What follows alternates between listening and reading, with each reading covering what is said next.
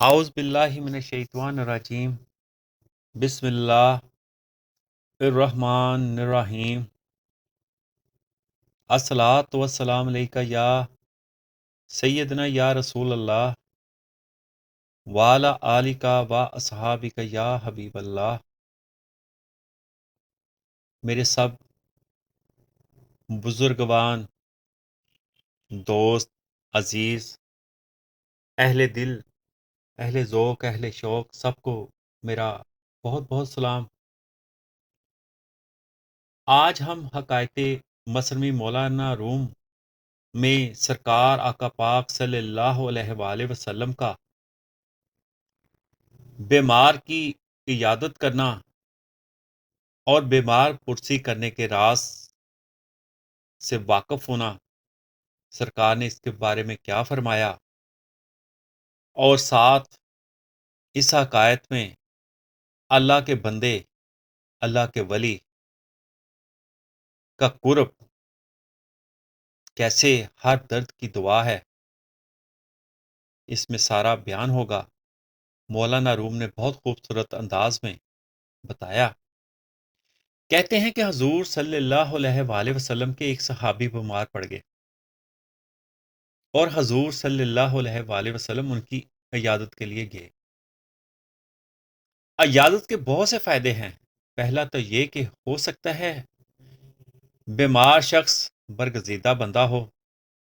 جب تیری آنکھ باطن کو دیکھنے والے نہیں ہے تو ہر وجود میں خزانہ سمجھ۔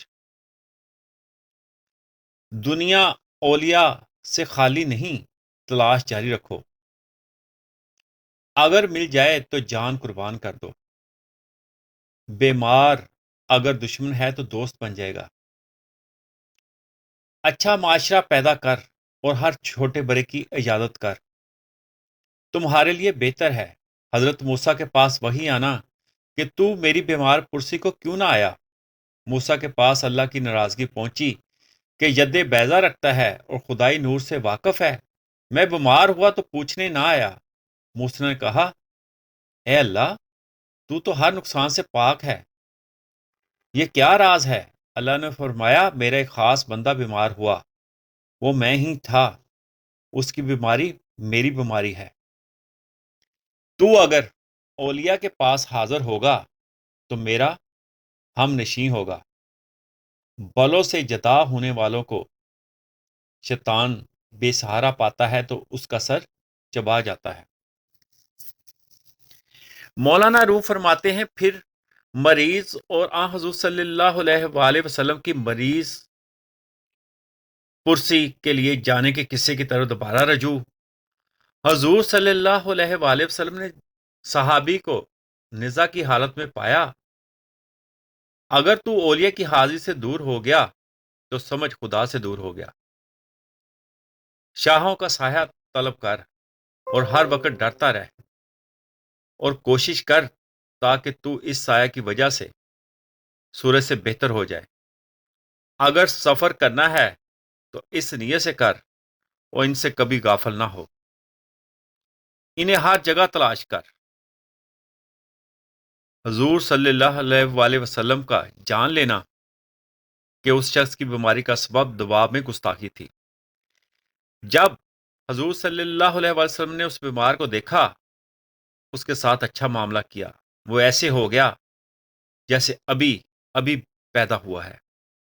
وہ بولا، مبارک ہے یہ بیماری جس کی وجہ سے شاہ میرے گھر آئے، مبارک ہے یہ درد جو مجھے آدھی رات کو جگا دیتا ہے۔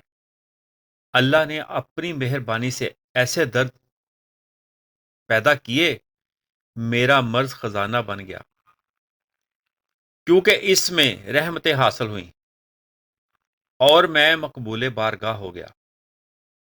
تکلیف پر صبر کرنا رحمتوں کا سبب بنتا ہے۔ پستیوں کے پیچھے بلندیاں پوشیدہ ہیں۔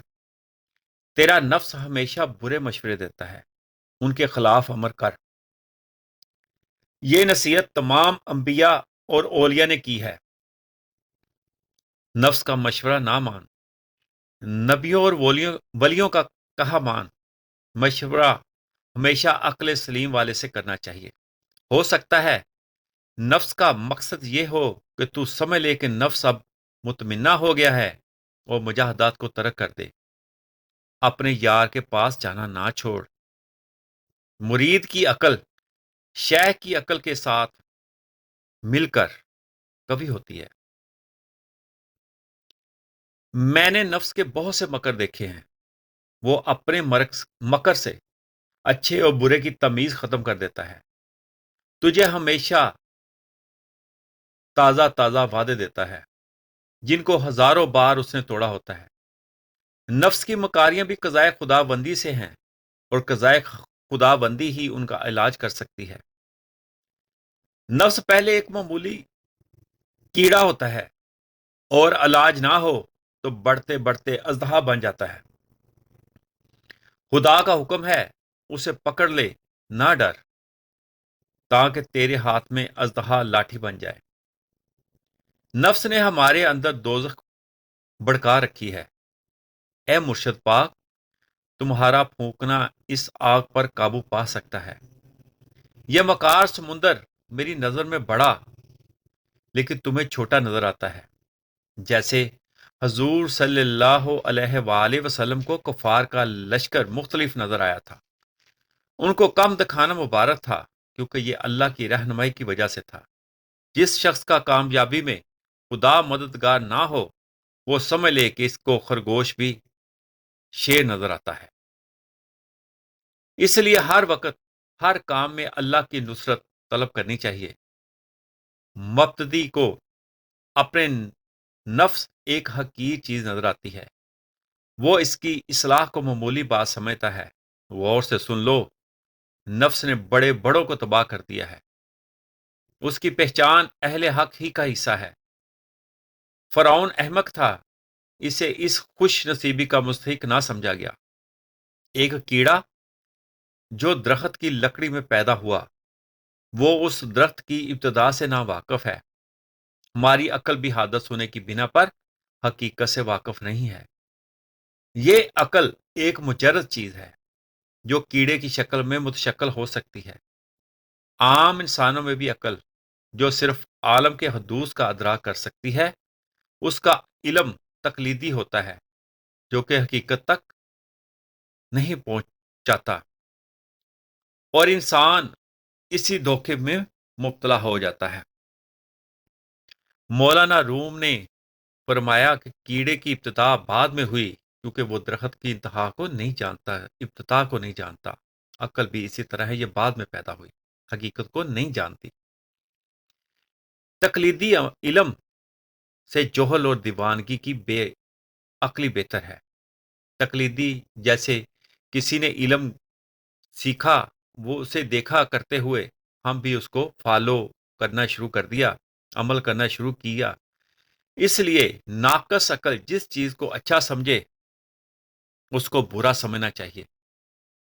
ناقص عقل جسے آب حیات سمجھے وہ دراصل زہر ہے، اور جسے زہر سمجھے وہ آب حیات ہے۔ ناقص عقل والا انسان اپنی تعریف سے خوش ہوتا ہے۔ تمہیں چاہیے کہ منہ پر تعریف کرنے والے کو دور کر دو، منہ پر تعریف کے سرمایہ کو نیکیوں سے کسی مفلس کے سپرد کر دو۔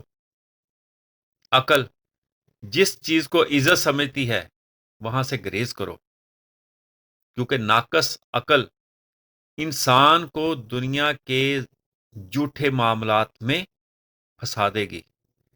اس لیے کسی مرشد رہبر کا ہاتھ تھام لو اور اس پہ قربان ہو جو، جیسے اولیاء، نبی، پیغمبروں نے سب نے کیا۔ شکریہ، اللہ حافظ۔